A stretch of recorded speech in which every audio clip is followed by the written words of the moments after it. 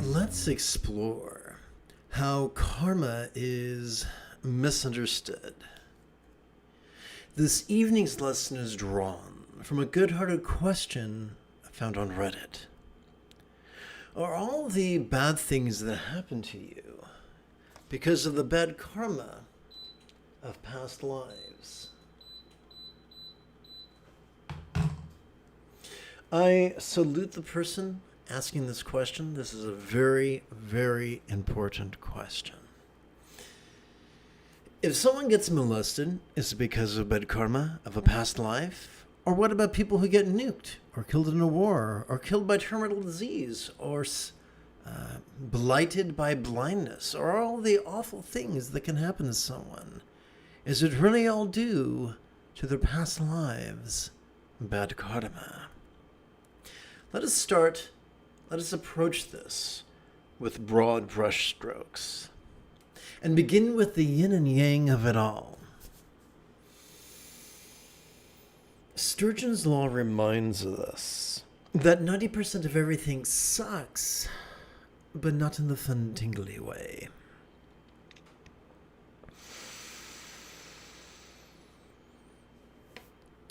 It should therefore come as a little surprise that 90% of folks out there, including meditation teachers, can be described as being yang-like or patriarchal or following in the footsteps of the Buddha's wicked cousin, Devadatta.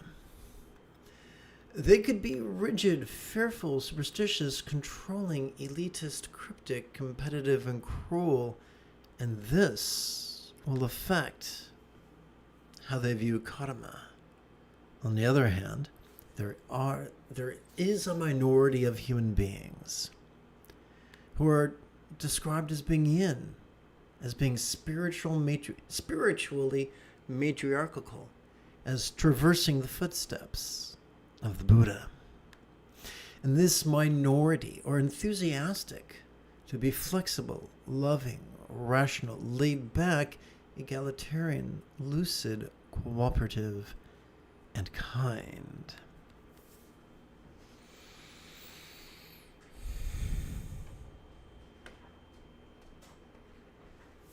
That sounds nice, but it's sure vague. Let's get down to some brass tacks. Are we going to be superstitious, or are we going to be rational? Are we going to blame circumstances, our health, our relationships, and the things that occur between our ears on an unseen mechanism we call karma?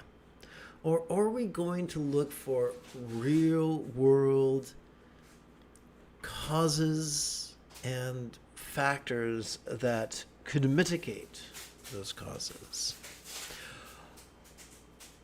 I'm grateful that people have relied upon the rational, and instead of blaming someone for being sick, looked for causes.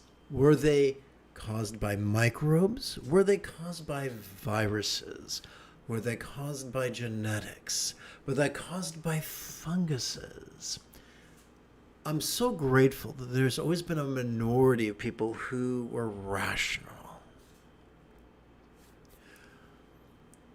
How we view karma shows whether we are controlling or laid back. Do we try to use superstition to manipulate people into doing what we think is right? Or do we behave in such a way? Do we behave so empathetically that people just naturally entrain to our empathy and plug into the natural neural pathways for compassion and love that is their birthright?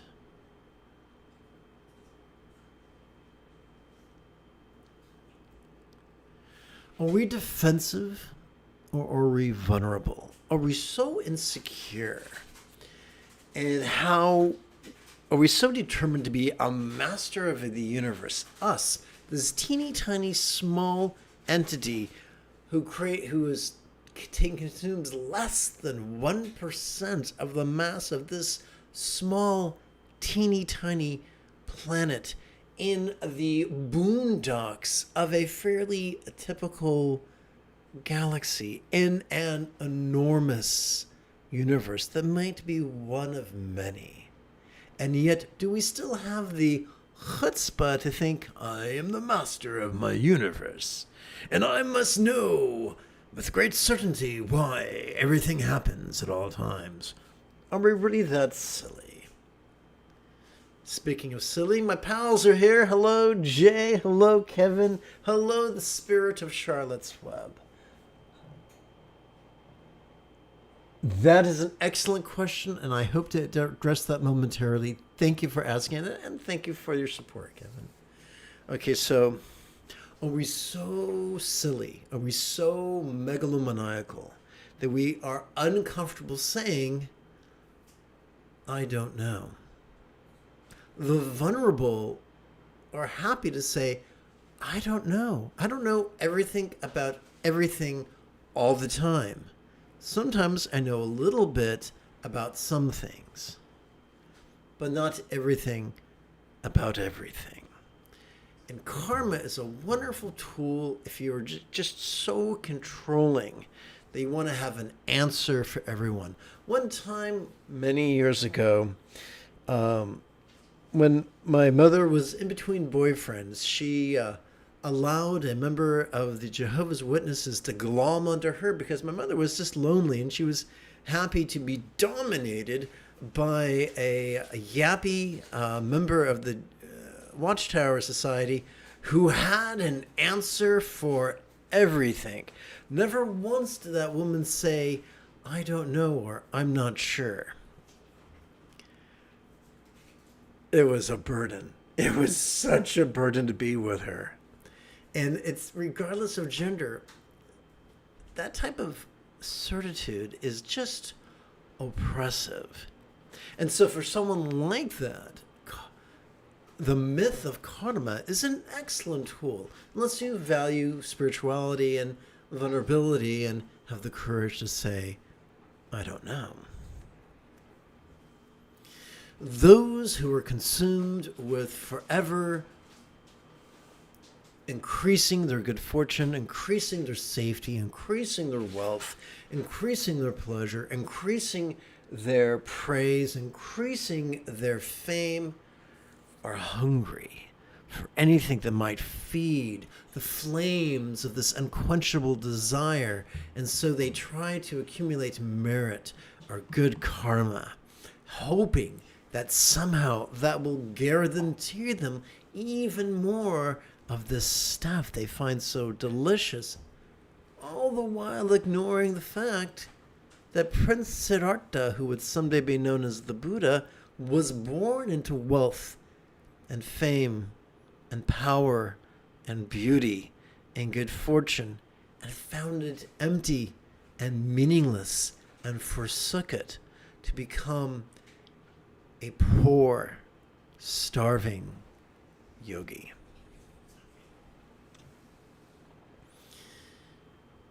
It takes great courage to say, there doesn't seem to be a rhyme or reason. I see good things happen to bad people, and bad things happen to good people. It takes great courage to say, despite the beauty of my vision board, I might not get everything I want when I want it for as long as I want it. Why, I guess I'll pitch a fuss and soil my nappies in protest. The Buddha's path of peace considers the greatest treasures to be peace and wisdom and joy and love.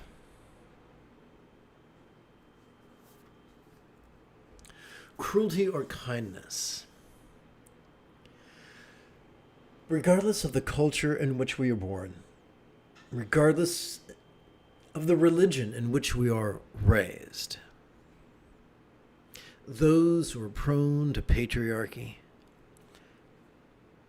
relish victim blaming. Why they even, and I've seen this happen so many times, sometimes they choose to be cruel. They know it's cruel, but they want to feel really sanctimonious about it. So they say things like, we're creating misery for them to drive them to repentance. Gee, that's great. There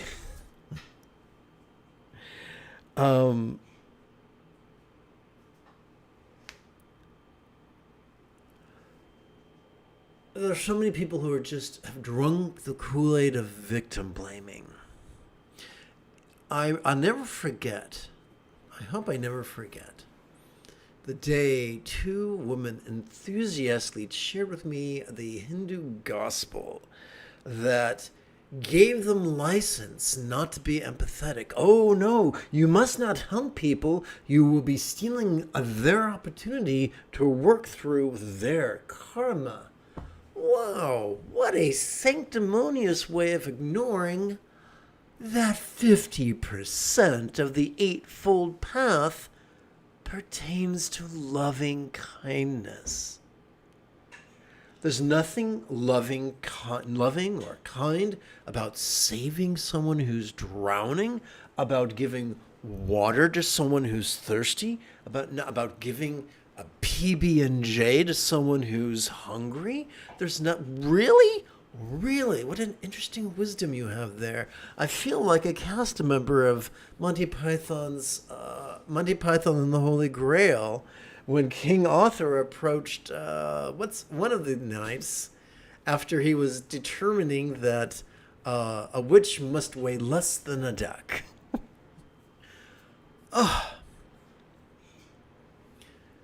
Karma, the idea of karma, is a dodge members of patriarchy use to sanctimoniously sidestep kindness. Let us not do that. Let us not do that. We are already wired, each of us, unless you were born a psychopath or had a traumatic brain injury that blew out your forehead. All of us are wired for empathy and compassion and love. All of us. It is our birthright. Yes, it can be suppressed if all our energy goes to our amygdala. If we live in fear, we can become temporarily blinded or deafened to our anterior cingulate gyrus, to our empathy, but that's temporary. We can live our lives in such a way as to rejoice in being flexible and loving and laid back and vulnerable.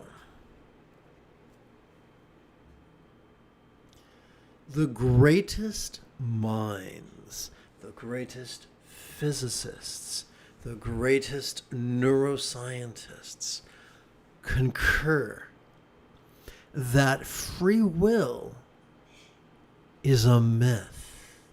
If free will is a myth and we are just hapless victims of a web of interdependence and causality so complex as to boggle the greatest minds,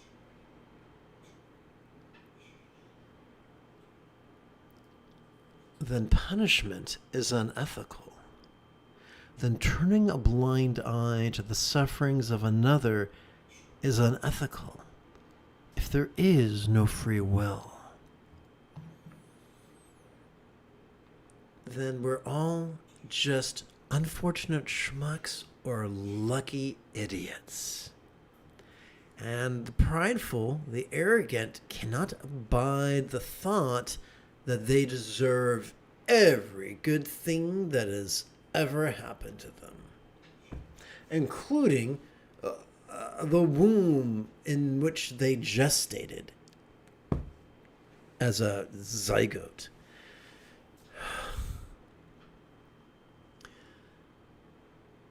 What did the Buddha say about karma? Precious little. He said that our body affects our experience of pleasure and pain. And our pleasure and pain affects our experience of appraisal. And our experience of appraisal affects our experience of impulse. And our experience of impulse affects our experience of awareness. That's it. No morality, no victim blaming. Just, things affect things. Seems rational to me. I remember one time, my junior high class went to Washington, D.C. I had to delay my departure. I forgot why. I think it was for my sister's bat mitzvah. I don't remember exactly. I took a red-eye flight to catch up with them. Got very little sleep.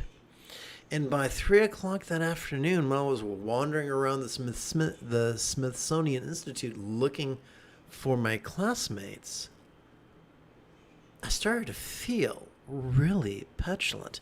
That was the effect of sleep deprivation.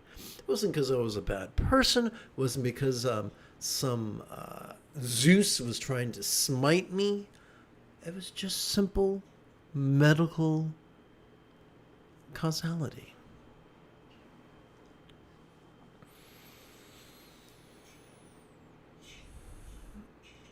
You show me a meditation teacher who raves about karma, and I'll show you an untrustworthy narrator, someone who is either maliciously manipulating you or is just an idiot and really should not be teaching anyone anything. Now, I'm going to, quick like a bunny, tap button 8 and wait for the computer to catch up. Here we go. Okay. So, metaphorically, here's the deal. If I hold a cinder block at chest level, take careful aim, and drop it on my big toe, I'm going to injure that foot.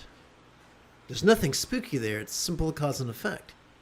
If I'm super stupid and I do it a second time that day, I'm standing next to a pile of cinder blocks. And I just keep reaching for one cinder block, boom. A second cinder block, boom. And I'm just not stopping until my big toe becomes jelly. Yeah. That's the accumulated karma of dropping a brick on your toe.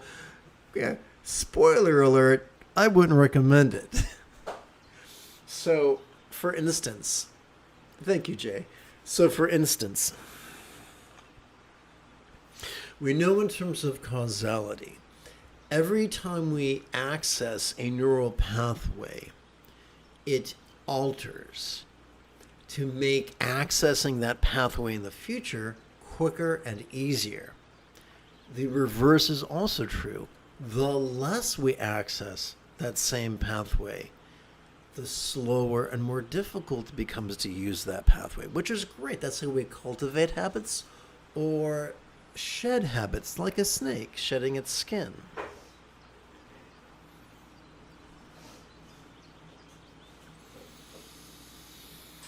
Some people ask, why did the Buddha persist in meditation after he mastered the Eightfold Path? To maintain his mastery. Because in a universe ruled by entropy, where things move from order to chaos and are governed by impermanence, the wise deliberately cultivate useful skills. And once they've cultivated them, they maintain them.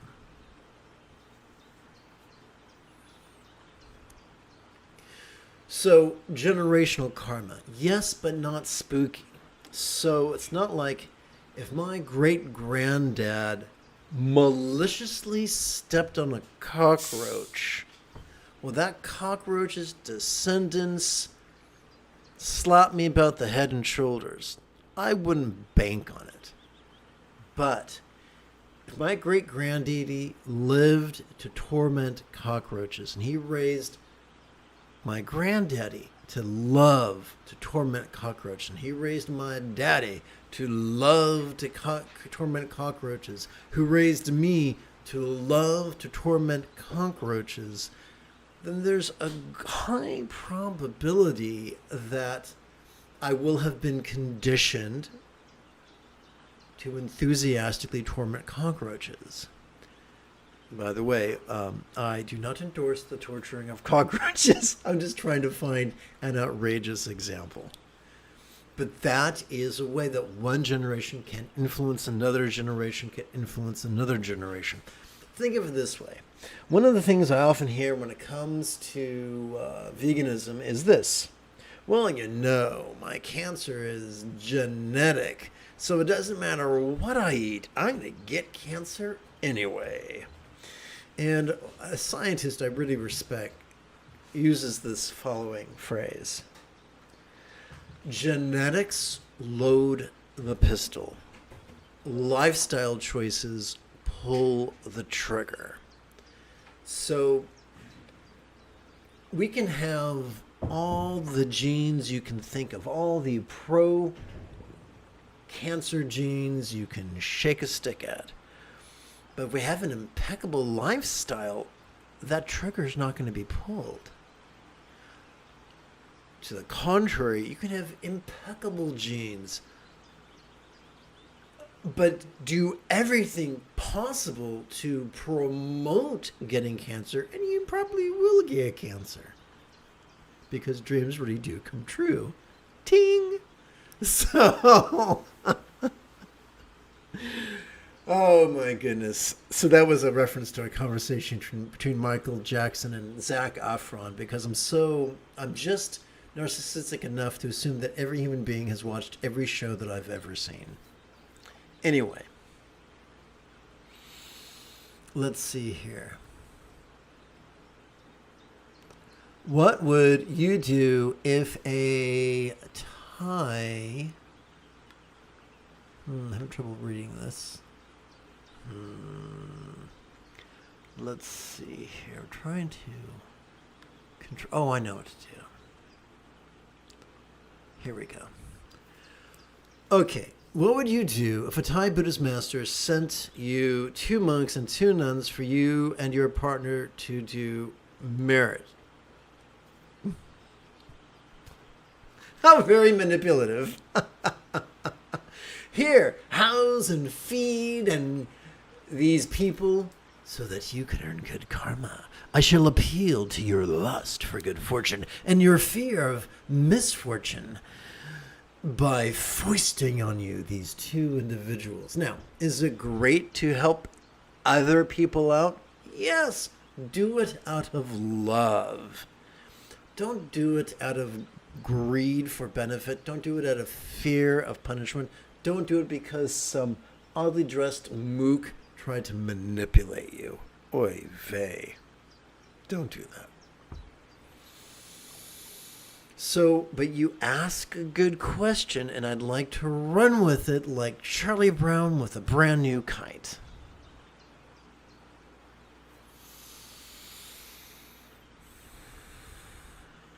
One of the many fringe benefits of a regular and an effective practice of mindfulness and meditation is that we cultivate the effortless effort of flowing from centered spontaneity, flowing from loving centered spontaneity. So that's it. You want to do the right thing, flow effortlessly from love's centered spontaneity, powered by mindfulness and meditation. That's the secret. The more we do not wish to do this out of fear. We do not wish to do this rigidly. We wish to surf the present moment. On the board of love, riding the wave of mindfulness and meditation. Knowing full well that you and I and everybody else are the furthest thing from omniscient, and that we will make mistakes. There's always going to be worse ways of doing things. There's always going to be better ways of doing things. But non-neurotically, we can surf, we can lovingly surf the present moment, powered by the waves of mindfulness and meditation. Move forward that way, and you are a son or daughter of the Buddha.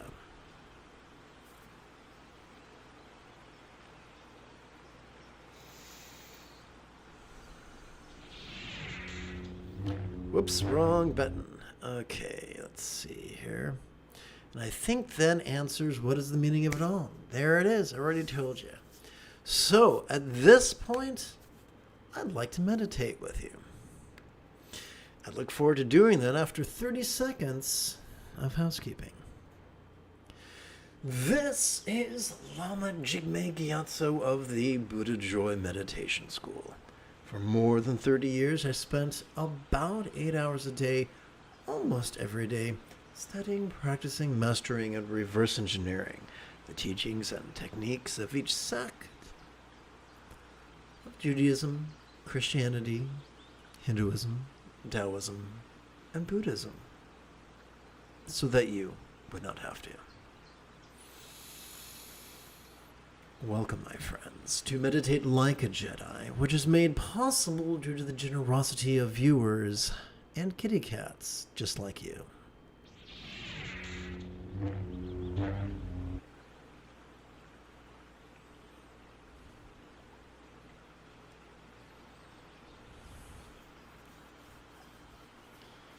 By the way, I can't emphasize this enough.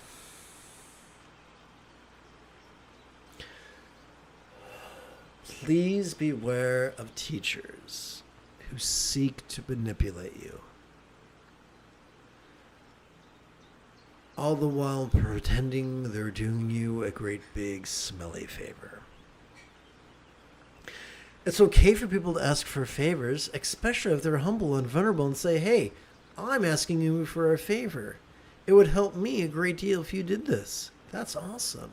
But when someone tries to manipulate you sanctimoniously, that's when you throw an angry cat at their face.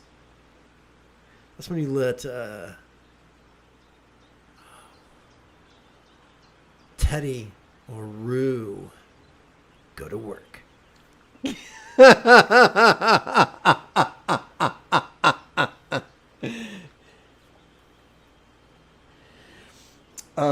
Kevin, do you remember, have you ever seen Enter the Dragon with Bruce Lee?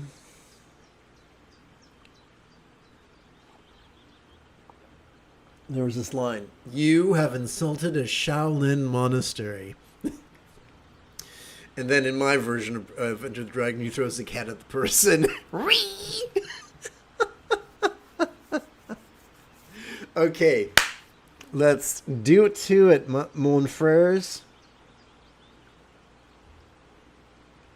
Come on, machine, don't be that way. Boy, I'm having some tough time here. Okay, let's hit cancel. Let's go over here. Okay.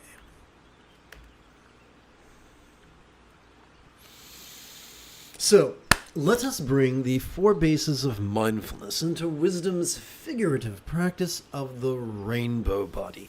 Not to be confused with the technicolor yawn that some of us experience during cold and flu season. Together. Rather than indulge our controlling tendencies with all follies of active visualization, emotion, magic, and belief, we could just recite these wise words in harmony with our breathing and allow our subconscious to do the heavy lifting. Let us sidestep the rigidity that confuses metaphors for statements literal, and relax into the flexibility that savors the chance explaining metaphors as similes. All visible circumstances or lots could be as impermanent and interdependent as if they could blissfully melt into rainbow light that could delightfully absorb into this body or form. So we are reminding ourselves that form is a synonym for body, that melting is a metaphor of impermanence, and that absorption is a metaphor of interdependence. We're going to take all these words and squeeze them down into just 6 syllables that we are going to divide between our inhalation and our exhalation for a passive contemplation.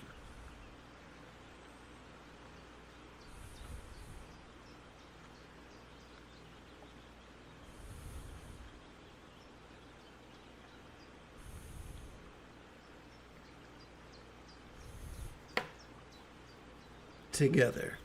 All sensual bodies or forms could be as impermanent and interdependent as if they could blissfully melt into rainbow light that could delightfully absorb into this communication or speech.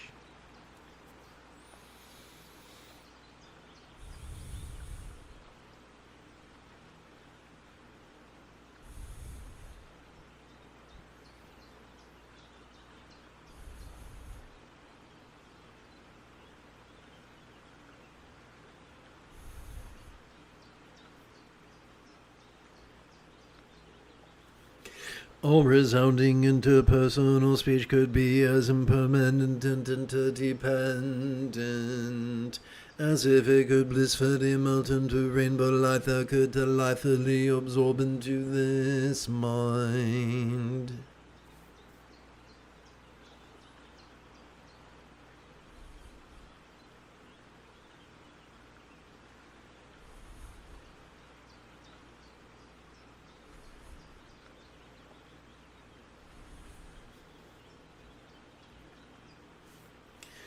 All lucid minds could be as impermanent and interdependent as if they could blissfully melt into rainbow light that could delightfully absorb into our vast empty void. Like the illusion of the infinite azure sky on a bright and beautiful cloudless morn, which, although tantalizing to the eye, could be non-graspable to the hand.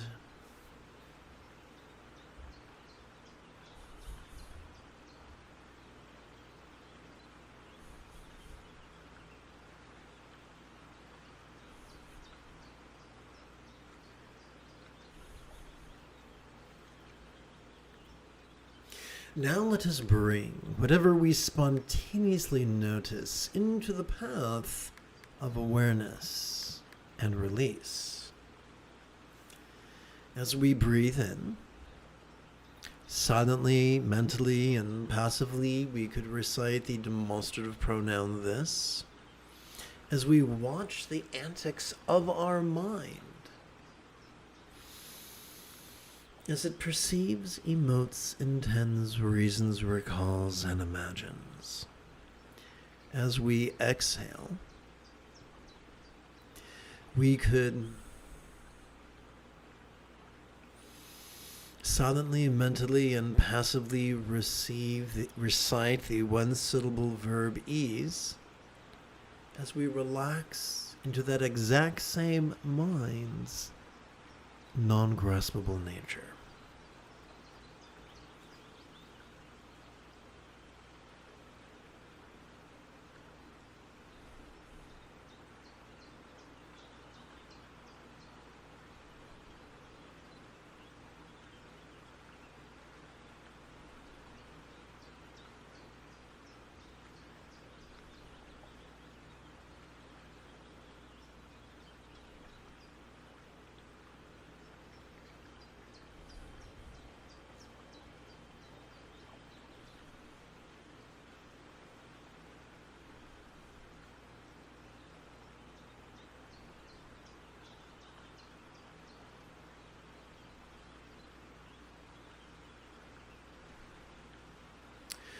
allow me to pummel you about the head and shoulders with this nifty thought.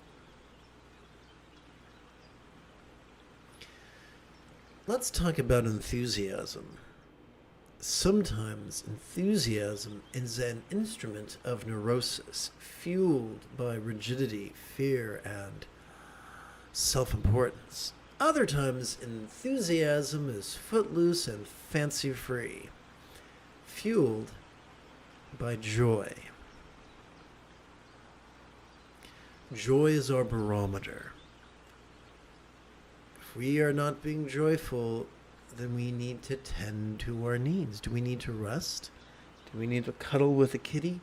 Do we need to get in a tickle fight with our partner? Do we need to go and watch a stand-up? Professionally be our horse's ass? What do we need to do? Ask anybody in any 12-step program, and they will tell you that you cannot asshole your way into sobriety. You can try, but you can't stay there. So whatever you're going for, whether it's sobriety, whether it's lucidity, whether it's stability, we cannot angst our way there in a meaningful and sustainable way.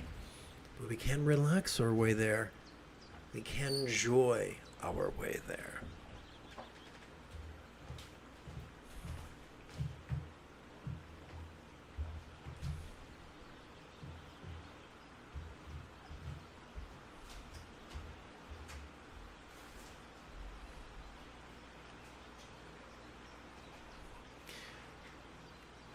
Any meditation teacher who's done their studying should understand that the fourth enlightenment factor is joy. The fifth enlightenment factor is tranquility. If our path is bereft of joy and peace, then in the words of Bugs Bunny, we took a wrong turn at Albuquerque.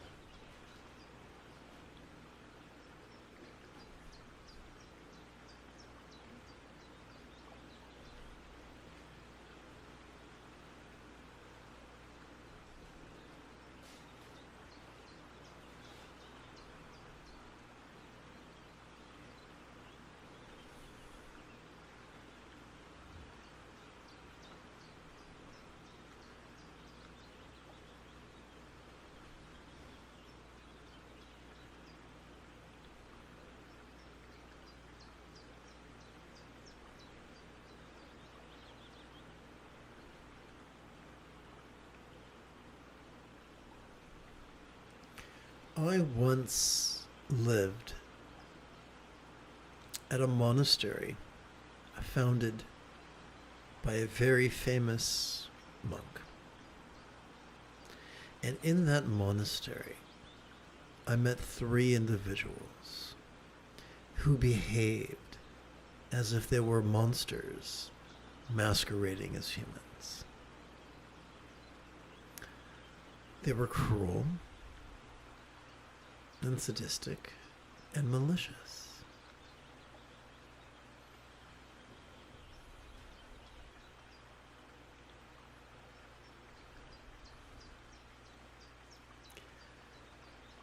But they could keep the monastic rules perfectly. They could keep the cultural rules perfectly. They were fluent in English and Thai and other languages. I'm trying to be opaque. I don't want you guessing. I'm trying not to badmouth anybody.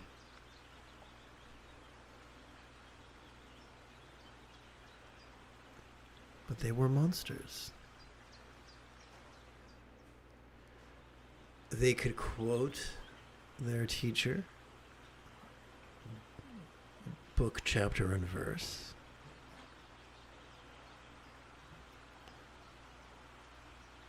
But they had neither wisdom, nor love, nor peace. And they only took joy in cruelty.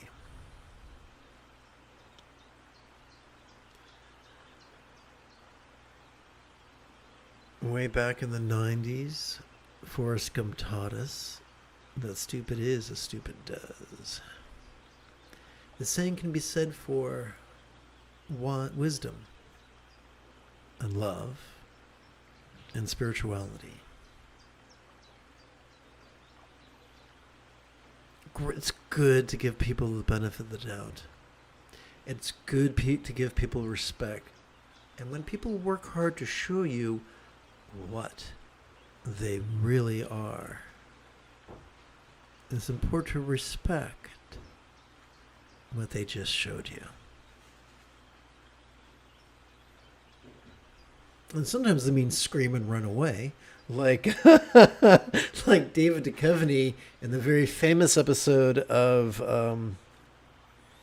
The X-Files known as Jose Chung's from Outer Space.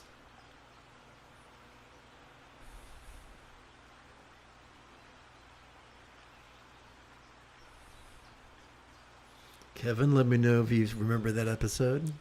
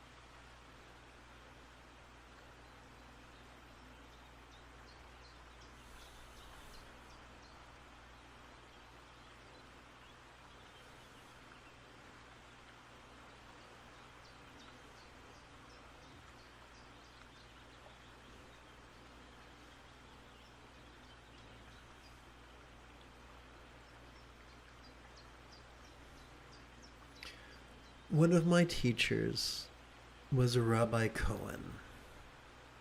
Rabbi Cohen said to me that when we go to visit the sick and their loved ones, especially if the illness is severe, are going to be in a state of hypersuggestibility. They're going to be gullible. And it's remarkably important that we do not communicate verbally or non-verbally anything that will prey upon that gullibility. A good-hearted person looks out for those who trust in them. A human predator has a different attitude.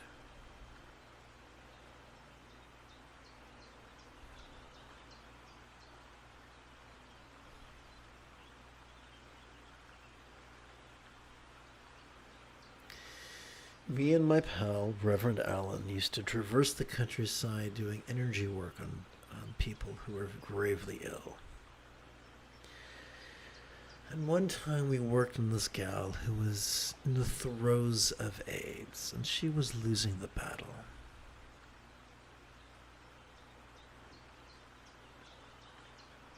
But there were predators.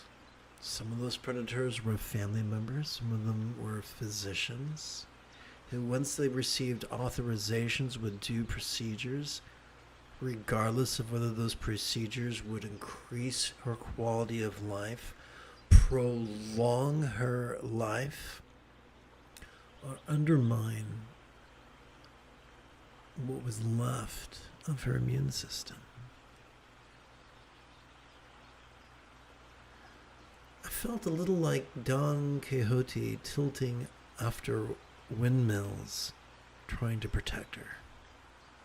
I tried very hard, but I was outmatched.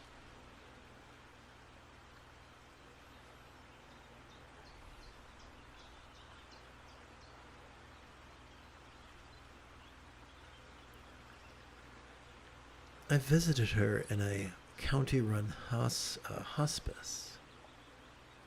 It was sweltering. She was in a windowless room. And upon her bed table, you know, the kind they have going over your bed when you're in the hospital, was an entire gallon of water. How was this woman supposed to lift an entire gallon of water on her back? I did my best to explain the physics of the matter to the people running the hospice.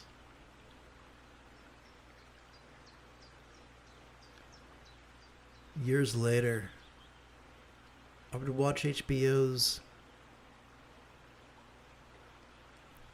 show, whose name eludes me, and Melisandre would remind us that the night is dark and full of terrors.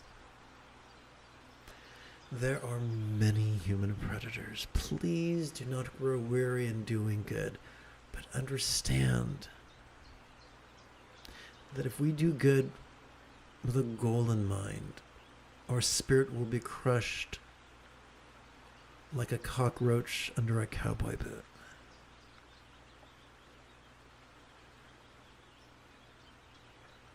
Like a dog who rejoices to stick his head out the window with no other goal than the utter joy of it.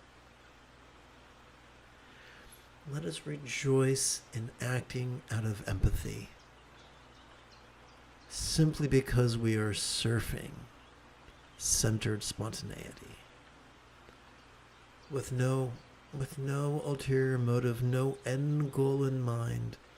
That is the key to keep from growing weary and doing good.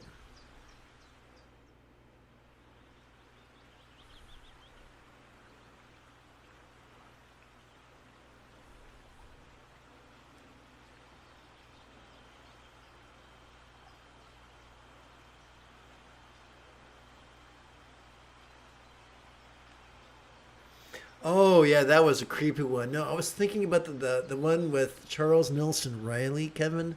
It was a spoof episode.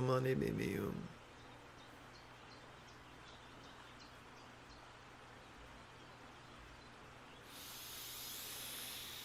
May all bodies or forms of all beings now enjoy the beautiful health seen in Buddhist statuary, depicting the blissful body of a real or imagined Devi or Yidam, archetype of enlightenment such as Chenrezig.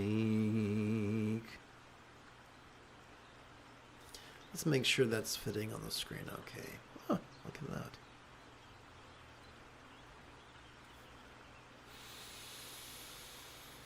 Om mani mimi yung, om mani mimi yung, om mani mimi yung, om mani mimi yung, om mani mimi yung, om mani mimi yung, om mani mimi yung,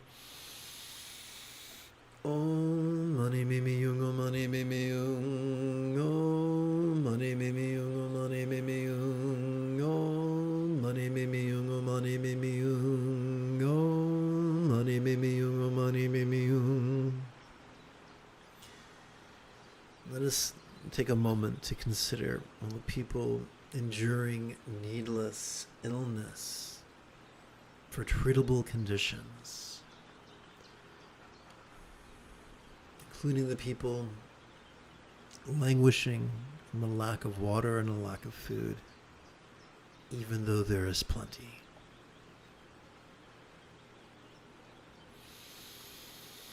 Om mani mimi yung, om mani mimi yung, om mani mimi yung, om mani mimi yung, om mani mimi yung, om mani mimi yung, om mani mimi yung, om mani mimi yung,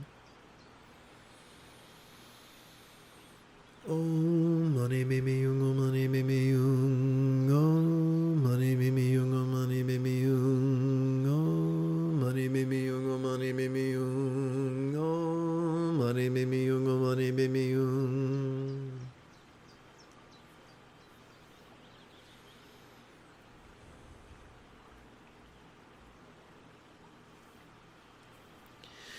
May all circumstances or lots of all beings now have the good fortune or boon, as a Buddha's real or imagined paradise, pure land or vati.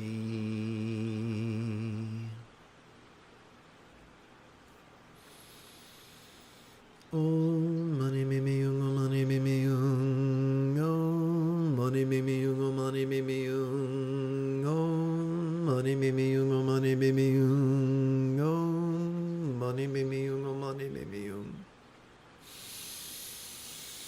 om mani mimi yung, om mani mimi yung, om mani mimi yung, om mani mimi yung, om mani mimi yung, om mani mimi yung.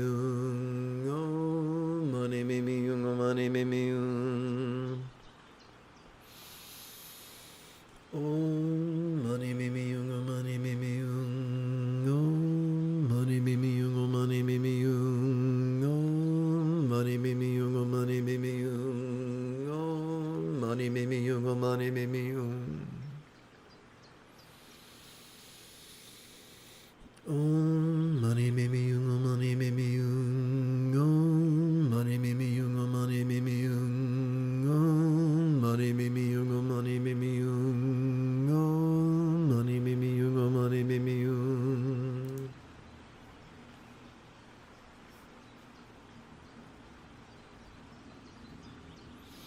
Again, let us bring whatever we spontaneously notice into the path of awareness and release.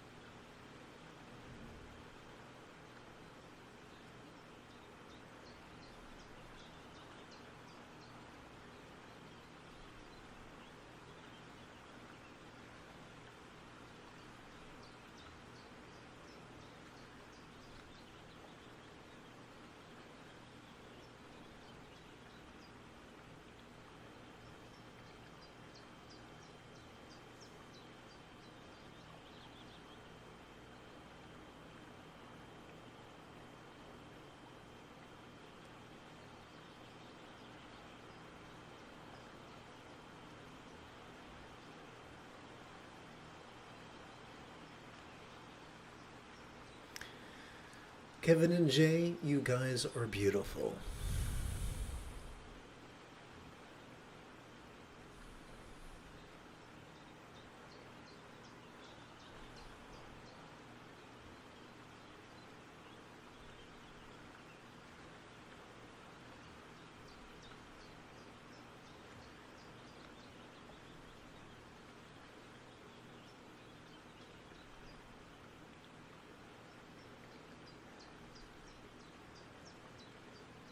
It would be really cool if this year for oh, what's it called?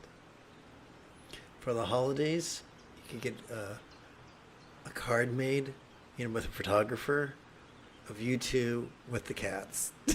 That would be so cool.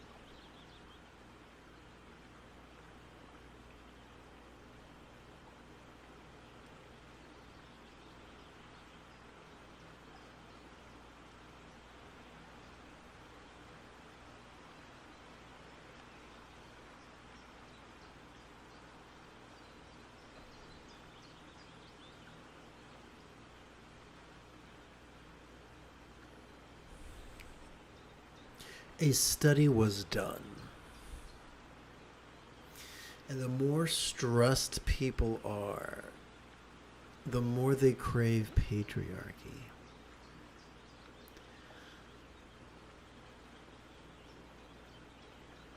Matriarchy appeals to our horizontal love of those around us. Patriarchy appeals to our childish vertical love for a parental figure. When we are our least empowered, statistically, as a species, we tend to turn to patriarchy, which is why, in times of economic upheaval, fascism and jingoism rear their heads.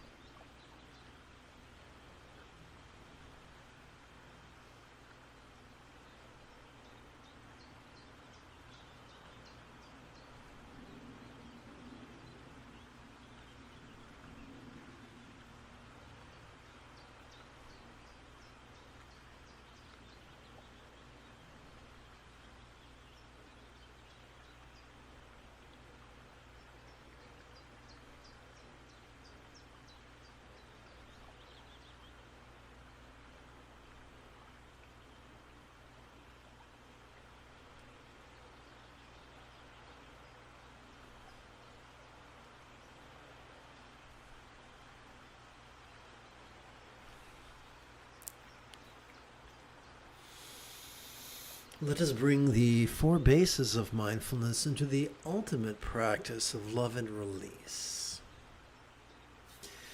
As we relax into our exhalation, all circumstances or lots that we see during our inhalation could feel as non-graspable as a Buddha's real or imagined paradise, pure land or vati of light.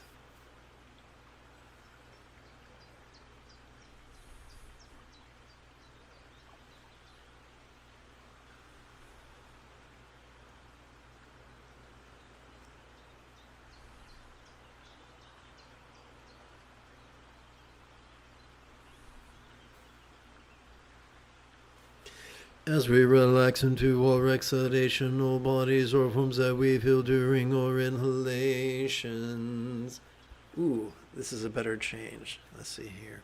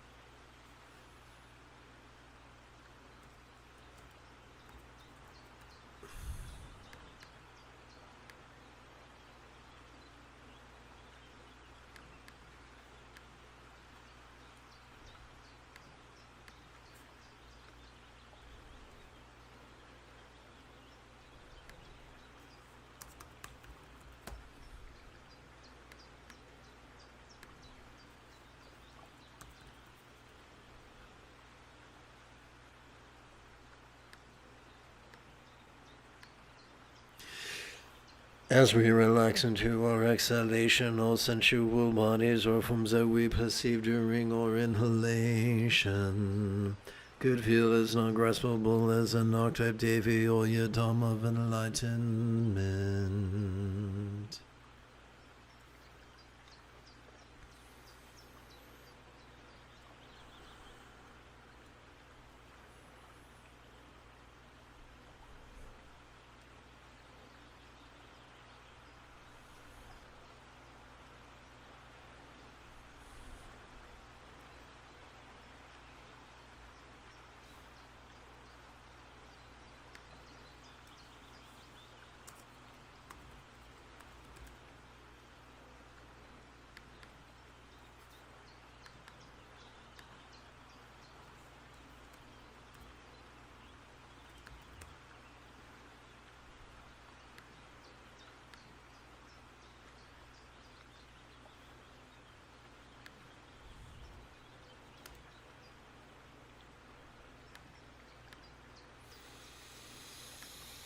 As we relax into our exhalation, all resounding communication, all speech that we perceive during our inhalation could feel as non-graspable as a Buddha's real or imagined communication or mantra of light.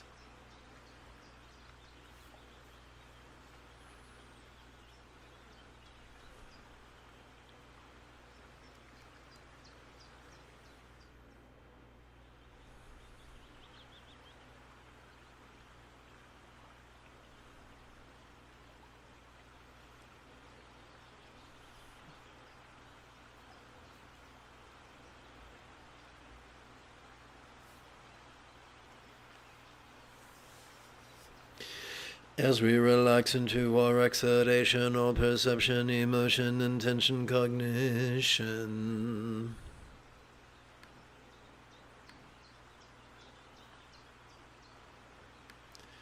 recollection or imagination that we clearly notice during our inhalation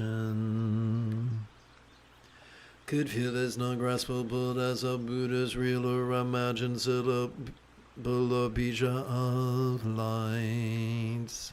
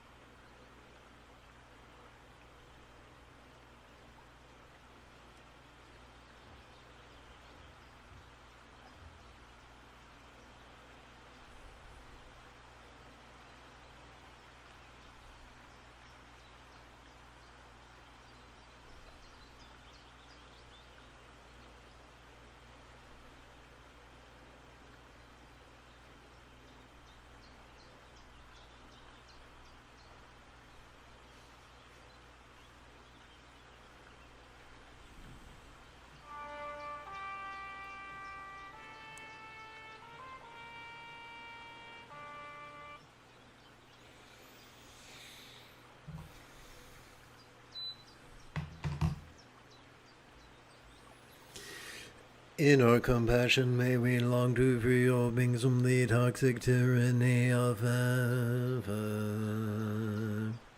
Hating, craving, and clinging, metaphorically known as the three mental poisons. In our pragmatism may all liberation of all others be fueled by her reliance on the Buddha's example, instructions, and students, described by the metaphor of the three wish-fulfilling jewels. Having sat for the better part of 75 minutes, it might be refreshing if you join me for some Tibetan-style Buddha bowing. Of course, it's not mandatory.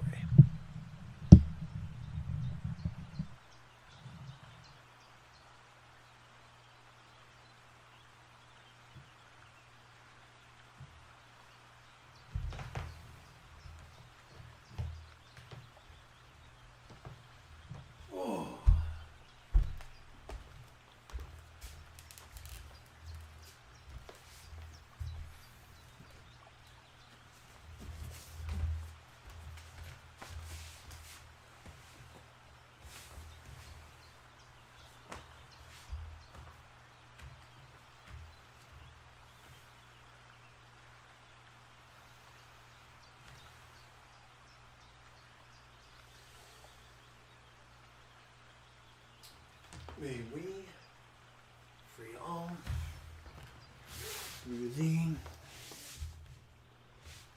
three jewels. No, I forgot my hair tie.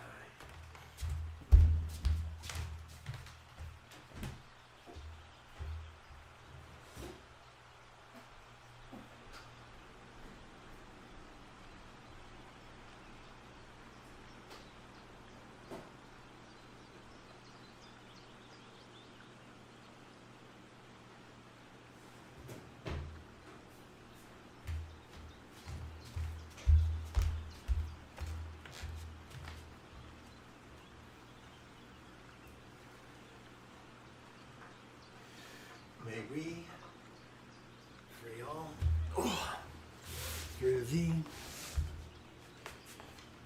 three jewels. May we free all through the three jewels. May we free all through the three jewels.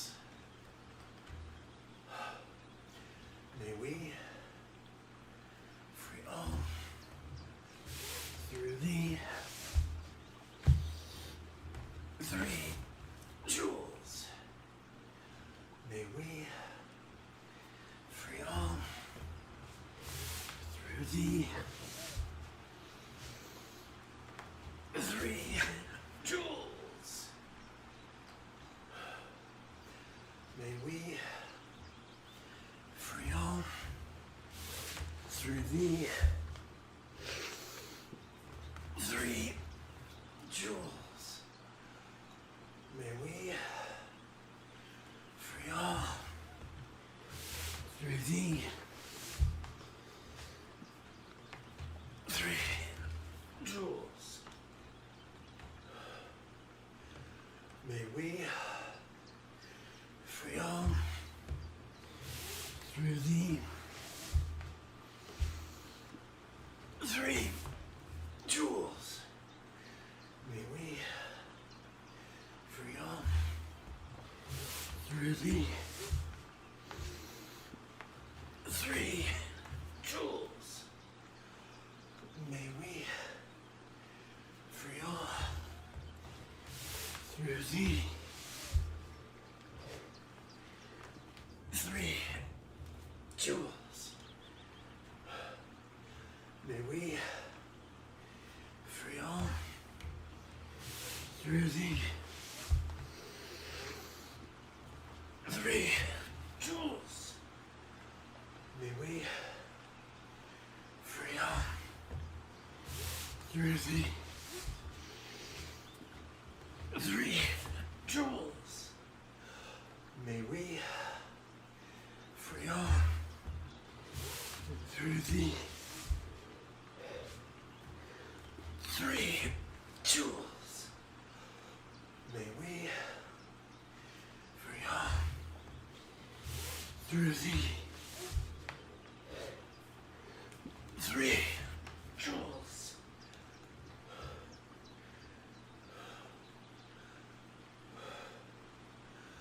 May we free all through the 3 jewels.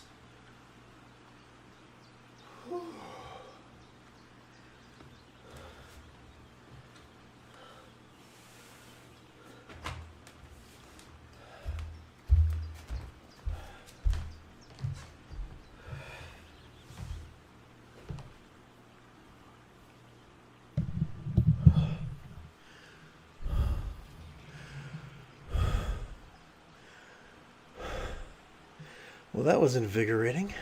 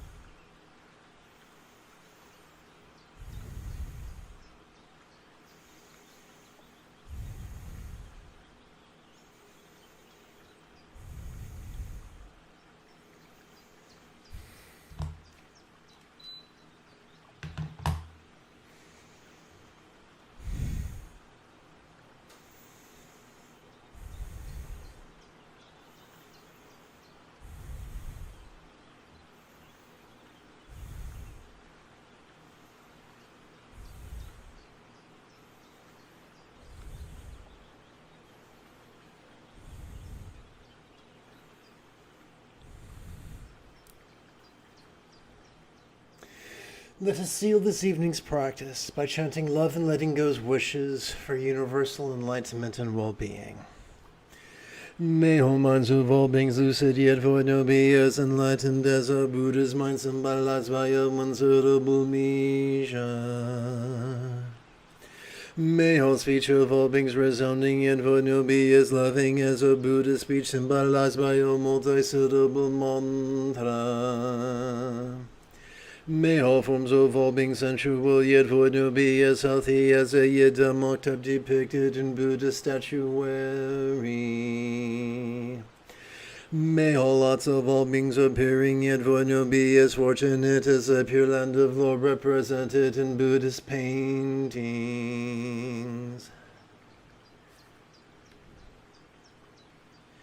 If you feel that I have earned it, you could give this live stream a thumbs up. You could even help support this channel.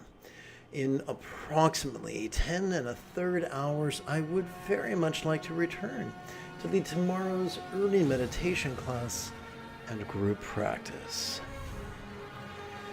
And if you are as geeky as me, may the Force be with you always.